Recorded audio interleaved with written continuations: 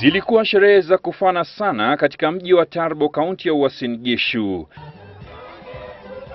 Sherehe zilizoanza na misa takatifu iliyoongozwa na askofu mkuu wa jimbo la Eldoret Cornelius Korir na kupeperushwa moja kwa moja kwa hisani ya televisheni ya Citizen. Sherehe hizo zilizoandaliwa na kampuni ya Royal Media Services kwa madhumuni ya kutoa shukrani kwa Maulana na wafadhili waliochangia katika ujenzi wa makanisa 21 yaliyojengwa katika eneo hilo.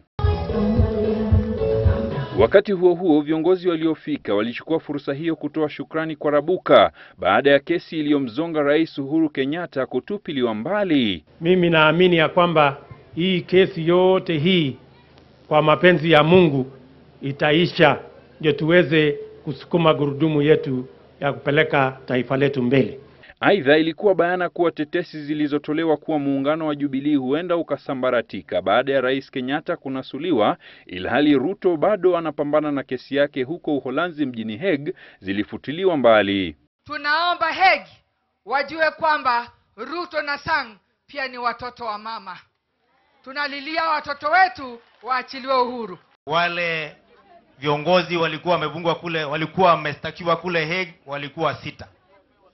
Ile sheria ilitumika kuachilia wa kwanza wawili, ilitumika kuachilia wa pili wawili. Tunaomba hiyo sheria itumike kuachilia wa mwisho wawili. Kuwepo kwa wabunge wa Jubilee wapatao zaidi ya 70 kutoka tabaka mbalimbali kulishinikiza taswira ya umoja na mshikamano ambao wanajubilee walinuia kuonyesha. Sherehe hizo zilijaa mbwembwe za aina yake, huku watangazaji wa idhaa mbalimbali zinazomilikiwa na Royal Media Services wakiongoza umati katika kumsifu na kumshukuru Maulana kwa baraka zake. Alex Kubasu, Citizen Nipashe.